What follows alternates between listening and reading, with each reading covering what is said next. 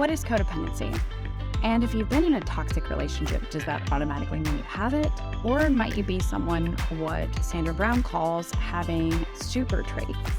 In today's episode, Kerry and I discuss codependency versus super traits and why we differ and how we feel about each of these terms. And the self-help tip is on how to create a list of top lines for yourself. Thank you for joining us on Breaking Free with Kerry and Tara, the podcast where we talk about strategies, tips, and tricks for navigating and recovering from toxic relationships. I'm your host, Dr. Kerry McAvoy, a mental health specialist with over 20 years of counseling experience and the author of Love You More, an inside graphic look at my survival of a narcissistic relationship. And I'm your other host, Tara Blair-Ball, certified relationship coach, abuse survivor, and author of Reclaim and Recover, Heal from Toxic Relationships with the 7-Step Guided Journal. We're thrilled that you're here with us today. Remember to subscribe so you don't miss future episodes and leave us a review and let us know what you think of the show. Today we're going to talk about codependency, which Kerry and I actually disagree on. So I think this will be an interesting topic. I have always felt like the term codependency exactly described my behavior and traits. And so when I first heard codependency, which I don't actually totally remember when I did, I felt like it clearly explained my experience both as a child and then an adult in my close relationships. The best definition I've heard for codependency is that it is a dysfunctional relationship with the self. And this is how it's defined in psychology today, is that it is a dysfunctional relationship dynamic where one person assumes the role of the giver, sacrificing their own needs and well-being for the sake of the other, the taker. So what do you think about codependency, Kerry? I know. I was trying to think of when I first heard it. Are you familiar with Claudia Black's work? She does a lot of adult children of alcoholics. I actually got to hear her speak way back in the 1980s. I went to a conference. Powerful woman. She's some really great literature out there on that, and she may have brought it up. I mean, I'm aware of Melanie Beatty also didn't she write Codependent No More in the 1980s? I think that's, yeah. So that would have been about the time. So here's kind of like to put myself into perspective. My graduate training was from mid-80s. That was when I went to school in the mid-80s. So if you think about what was happening around the mid-80s, that's the DSM-3 was released in the early 80s. That means that the narcissistic personality disorder really made the first time it made its appearance. Autism was making its appearance. There's a lot of things that were really new. Codependency hadn't really showed up. So that's partly, if you put my training into perspective, you can see why something, the other thing that was happening in the 80s, that's when Prozac made its launch. Just as I was starting my first experience in a psychiatric hospital, Prozac rolled out. So I got to actually watch the difference from the old style of treatment to the new style of treatment. So that may have been partly why I struggle with it. But here's the other reason. If you Google, or especially do like a Google Scholar search where you do based on research, you're going to find there's not a cohesive, agreeing definition. Psychology as a field does not agree on what codependency actually is. So we're talking about a lot of different things and we're kind of throwing it into the hat and saying it's this. But when you bring it up, it may not be what I'm bringing up and talking about. We may be talking about vastly different things. I think that's why I struggle with it. And at an emotional level, okay, have I been technically by that definition of what you just described, have I behaved that way? Yes, I have. But why am I doing that? Well, because I was raised in a home where I was emotionally responsible for the adults in my life. Is that my fault that happened when that's a survival technique? It helped me get out of the house and do really well? No. So for me to say, yes, I'm codependent, there's a level of responsibility we place on the person when we say that they are. It's like, bad you should have known better. You should not be doing that. Healthy people don't do that. Well, hey, it got me out sane. I'm where I am at today because I learned that people pleasing skill. So I don't like it because I feel like it's blaming. I've never taken it as such, and I think maybe the difference why is because I also connect it to the sign of like attachment theory. And that similarly, a lot of those of us who, and you're right, there is no similar definition across the board. It's not something that appears in any of the DSM or anything like that. But when we're thinking about attachment theory and how in the first year of life our blueprint for relationships is created, and I think about it a lot in terms of that, and that my blueprint or default is to sacrifice myself for the betterment of other people, to sacrifice myself in some ways that is actually selfishly motivated. And the reason why I say that is because I avoided conflict, walked on the eggshells, wasn't totally honest, manipulated, because I didn't want to deal with the uncomfortable feelings of others. And in some ways that was very selfishly motivated. Yeah, but when we're talking about infants who have no choice and who will actually literally die if they can't figure out how to show up. Yeah. Yeah. I mean, I'm not to blame for what happened to me when I was a kid, but I am responsible if I want to make healthier choices in adult relationships. And I think that's the case with most things, is that, just because we experience trauma or whatever when we were children, it doesn't mean we have to rely on those survival mechanisms as an adult. And those survival mechanisms were necessary for me as a child, and I'm certain that they were for you too. But they don't have to last if I'm going to create healthy, secure relationships as an adult. But at what point do you then say you move from the place of, okay, you didn't know better, you got out of a really bad home situation, yay for you, that's a big win, to, oh, you know what, you're kind of messing up adult relationships, maybe you need to start looking at this different and get your act together. See, that's where I find it's really hard is that you have, it's through failure we discover we have this pattern. It's not because we suddenly have this insight of, we become a self-reflective person like, I'm people-pleasing awfully a lot. I should maybe, it comes out of the fact that something bad happens and then says, you sacrificed yourself in that relationship and you probably shouldn't have done it. Have you ever thought about maybe that's a pattern of yours? I think that's the other part that kind of rubs me wrong, is that we've already attached a label to somebody just that they had no awareness until that happened. They discover in a back end way, it's not a planned thing. It's a failure. It's an accident that happened. I wish it was nicer. I just wish the whole thing was, because let's be honest, Tara, we know out there is a lot of criticism leveled against codependent people. And because here's the other thing is, I think a lot of codependent people are women. So you get this problem of, don't you agree? Most of codependency is found more. I'm not saying they're not codependent men, but they're more likely to be a woman than a man. In some ways, I would disagree with you, actually. Okay. And I'm not sure. I actually, in my experience with my clients, people pleasing is considered normal in a lot of the men. Like, not really being direct, doing things for others, believing that I'm providing. So doing things for others with the expectation that they'll get appreciation and reward. I see that sort of hardwired into a lot of men. But they don't necessarily recognize what it is. Mm-hmm. Yeah, so they wouldn't say to you, I think I'm people pleaser, or I think I'm... No. They wouldn't come up. Mm-hmm. I know you worked with more men in your career probably than I have, because I would say in my counseling practice it was heavily, probably 95% women. So yeah, I saw men, but they were more likely to come in for couples work, not just straight out for therapy. Right. But I think you've done a lot more work with just men on their own. And you're right. When you said that, yes, I've seen that dynamic a lot. I've even met men dating-wise who say, I sacrificed this and I did this and you're not grateful. I'm thinking, I didn't even know that you did that. I normally never asked you to do that. And now you're mad at me for that? Wow.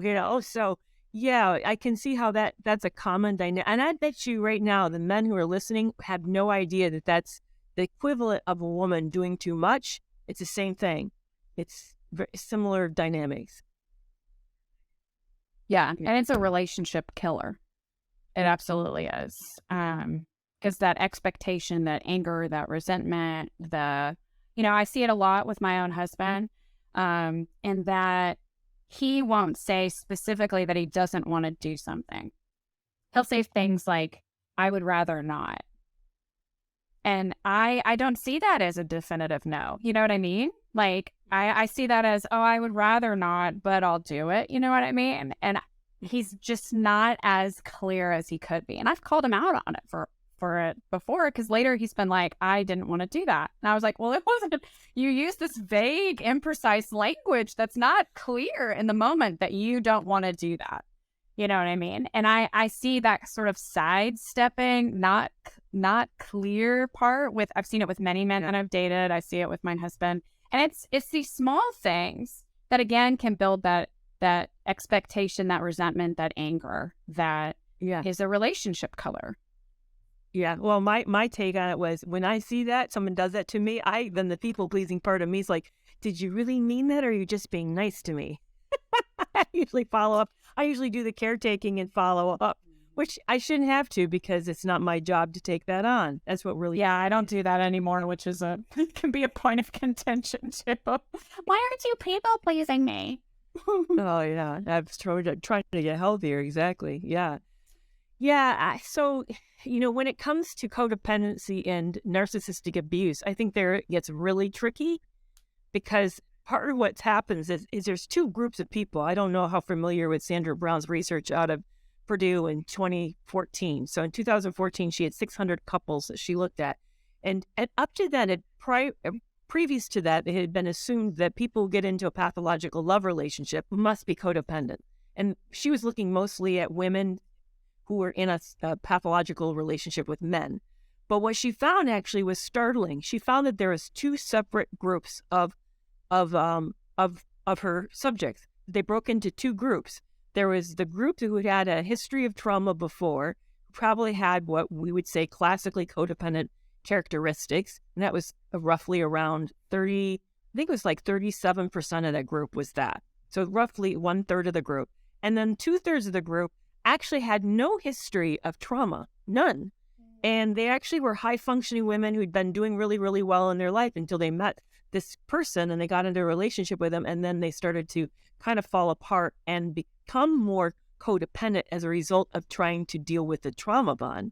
So that group was the 63%. She said she found two consistent traits across that group that was elevated to the point of extremely elevated, not just a little elevated, but like shockingly elevated. And that was, they were highly cooperative people, meaning they played well as part of a team, and they tend to be very conscientious, which meant they had sort of an internal moral code about what it meant to be human and how to behave with other people.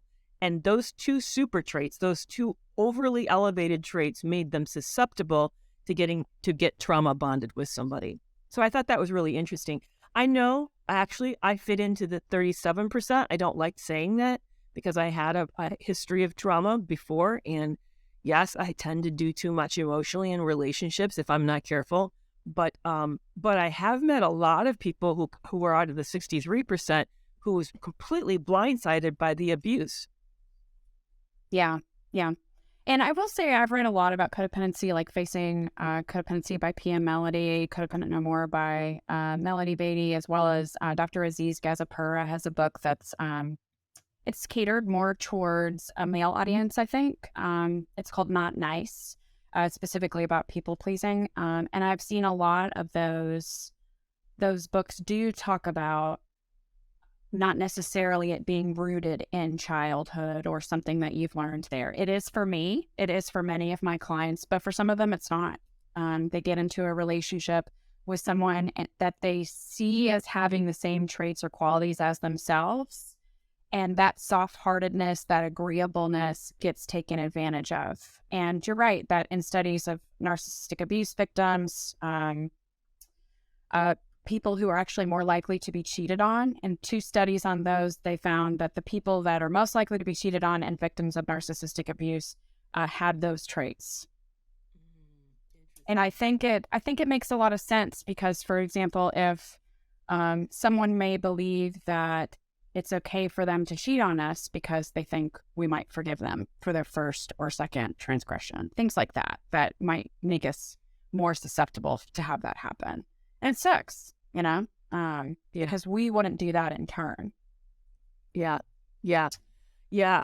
I know. I find that term that is still, it's a very negative term to me, but how do you think you find it as a positive? I know it's been helpful to you. It's been powerful to you. So help me understand why it didn't feel like a negative label to you.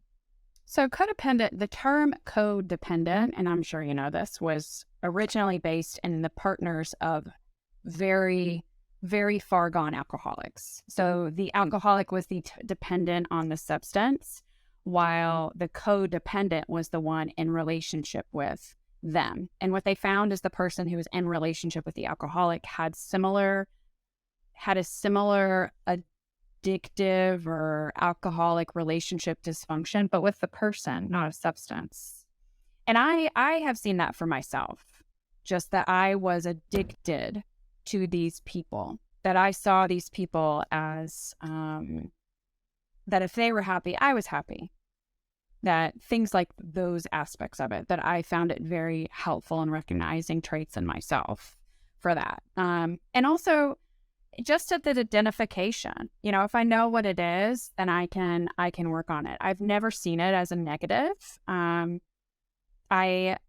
never seen it as a negative. I just haven't. And I'll share some patterns. This is on Codependence Anonymous, their website, which is coda.org. They talk about patterns and characteristics of codependency. And I think some of these were really helpful for me specifically because I didn't recognize these characteristics in myself and didn't recognize the motivations behind some of the things I was doing.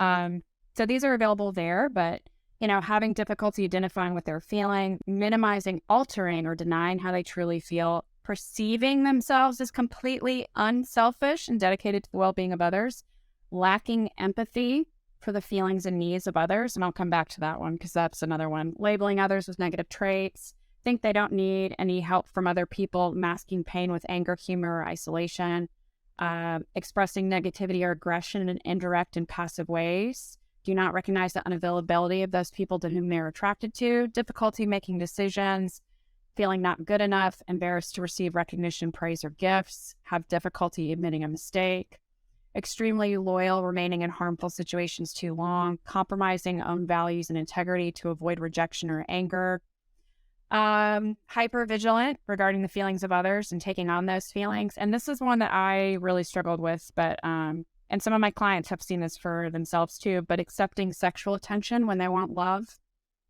making decisions without regard to the consequence, believing other people are incapable of taking care of themselves, attempting to convince others what to think, do, or feel, demanding that their needs are being met, using charm and charisma to convince others of their capacity to be caring and compassionate, using blame and shame to exploit others, act in ways that invite others to reject, shame, or express anger towards them, avoiding intimacy as a way to maintain distance, using direct or indirect or evasive communication to avoid conflict or confrontation, suppressing feelings to avoid feeling vulnerable, pulling people toward them, but when they get close, pushing them away. That's a lot of patterns, but I mean, when I had this definition in front of me and saw these patterns and characteristics, I just could not ignore the impact of it on my life. It was startling. Yeah, that's a powerful list. I'll make sure that we put a link in the show notes so people can go refer to it. Because, wow, it is a very, very powerful list. So what I'm hearing for you is it opened the door of increased awareness. It didn't make you feel shut down and ashamed or labeled. It was helpful, impactful. It was very impactful. I also think a lot about it in terms of just improving my romantic relationships. Like, for example, I dated many emotionally unavailable people, and I would blame them for that. And not really recognize that there was probably a reason why I chose emotionally unavailable people, and it was because I was emotionally unavailable myself. That I was scared of intimacy, scared of truly sharing and being vulnerable. the fact that I would often be sort of a chameleon in relationships by liking whatever they liked, and how that was, again, a way that I didn't have to be intimate and vulnerable. So if I was rejected, I was not rejected for my true self. And the hardest part for me, honestly, when I got in a healthier relationship, was really recognizing how my people-pleasing attitude showed up as manipulation. I remember I was going on a work trip while I was dating my now husband. In the work trip, I was going to be with an ex of mine for an extended period of time in another country. I knew he would be concerned because here I am traveling in another country with this ex, but I found myself lying about the aspects of the trip. And I thought I was being selfless. I thought I was helping him feel assured about me going. But then I can't keep track of my own lies. I'm not a good liar. You know what I mean? And so, I was going to have to spend time with my ex on this trip. I was going to have to communicate with him and stuff like that. And I had good boundaries. It was not going to be a thing at all. But because of my lies, I then freaked out my husband. He was like, why are you lying to me? If like, why did you tell me you're never going to have to see him if you are, And Right. I was being selfish in that. I didn't want to deal with his uncomfortable feelings, which he deserved to have.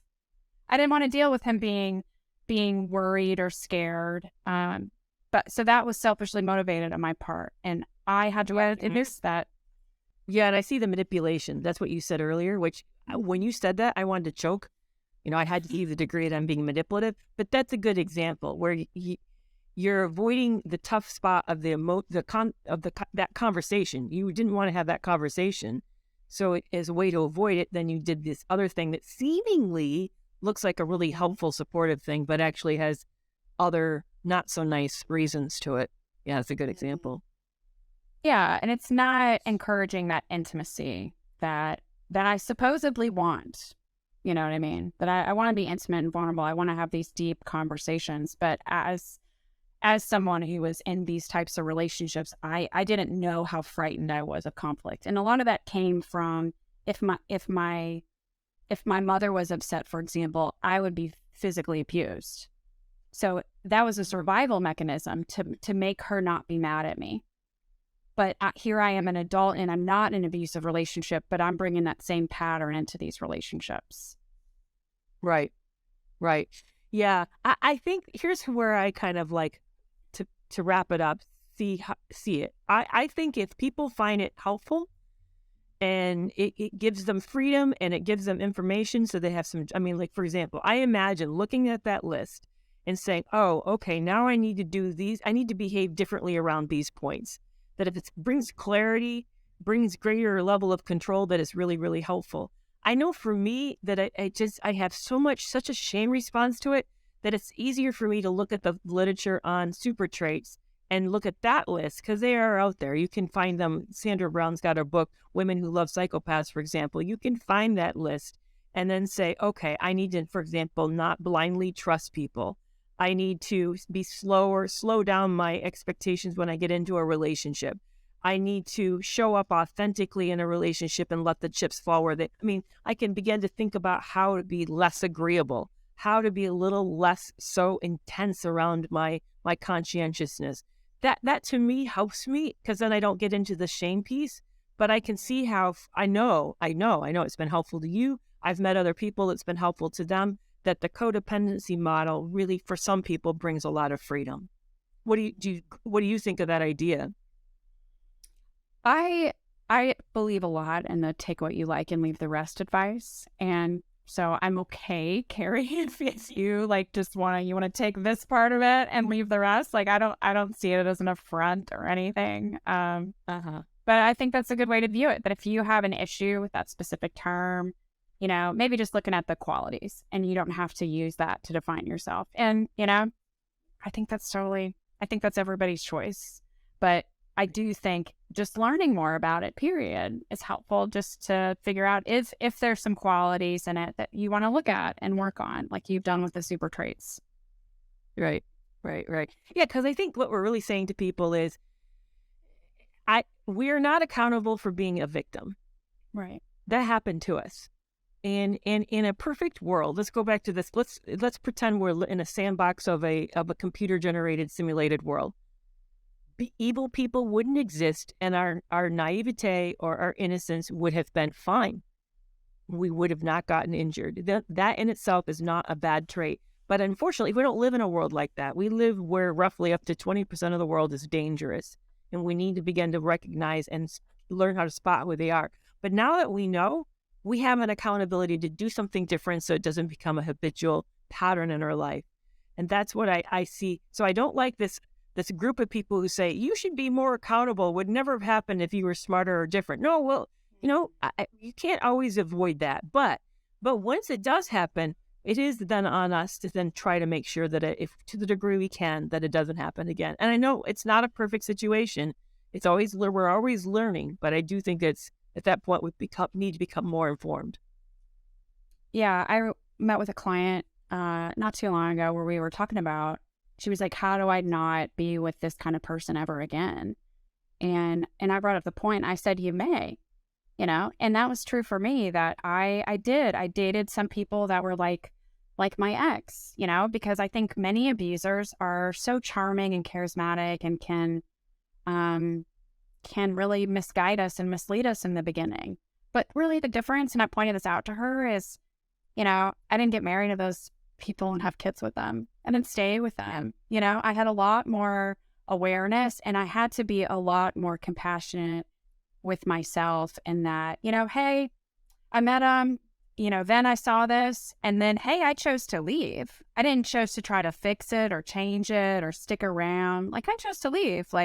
And we are going to meet horrible people. We're just going to. They're out there in the world. They're out there. They're going to prey on us. But we can make different choices moving forward. We can be gentle with ourselves in that, hey, I didn't stick around as much as long. We still may make mistakes, but they're not same old, same old. I love that. That's a great way to view it. That's really, really wonderful.